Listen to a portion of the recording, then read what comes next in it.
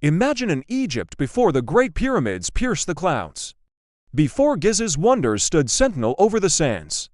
Who first dared to dream in stone, to stack mountains towards the heavens? The answer is a name that echoes through millennia: Imhotep. Long before the likes of Khufu or Khafre, a king named Djoser reigned. But it was his chief minister, Imhotep, whose genius would truly defy time. Imhotep wasn't just an architect, he was a polymath, a true Renaissance man thousands of years before the Renaissance. He was a high priest, a poet, a judge, and most remarkably, a physician whose medical knowledge was legendary. King Djoser wanted a tomb, a final resting place. The tradition at the time was the mastaba, a simple, flat-roofed rectangular structure. It was functional, but Imhotep envisioned something more, something eternal. He started with the basic mastaba design, but then had a revolutionary idea. Why not stack them? One on top of another, each slightly smaller than the one below, creating a staircase to the sky. This was not just an architectural innovation, it was a profound religious statement. This step pyramid was a literal stairway for the king's soul to ascend to the gods, to join the immortal stars. It was the world's first large-scale stone building, a monumental feat of engineering that required quarrying, transporting, and lifting millions of tons of limestone with breathtaking precision. Imhotep had to invent new techniques, new tools, and organize a workforce on an unprecedented scale.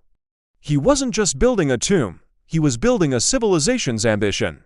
The step pyramid at Saqqara still stands today, a testament to one man's audacious vision. It became the blueprint, the inspiration for all the pyramids that followed. Without Imhotep, there might be no Great Pyramid of Giza. His influence was so immense, so transformative, that he achieved something few mortals ever have. Centuries after his death, the memory of Imhotep's brilliance didn't just endure. It grew. The Egyptians, who revered knowledge and wisdom, began to worship him. He was deified, becoming the god of medicine and wisdom. Temples were built in his honor, and people would travel to them, seeking healing, their prayers directed not to a mythical being born of legend, but to a man who had actually walked the earth, a man whose intellect had seemed divine. The Greeks, when they arrived in Egypt, were so impressed by his legacy that they identified him with their own god of healing, Asclepius. Think about that, a commoner, through the sheer power of his mind, became a god worshipped for over 2,000 years. Imhotep's story is a powerful reminder that the greatest structures we can build are not made of stone, but of knowledge. His legacy isn't just the pyramid he designed. It's the idea that human ingenuity can touch the eternal. He proves that a life dedicated to learning, creating, and healing can grant a form of immortality far more lasting than any tomb. He wasn't born a god, he became one through his contribution to humanity. So the next time you see a picture of the pyramids, remember the man who started it all. Remember Imhotep, the architect of eternity.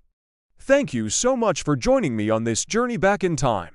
If you enjoyed this story and want to uncover more hidden histories, please hit that like button and subscribe to the channel. It really helps us bring more of these incredible tales to light. See you in the next video.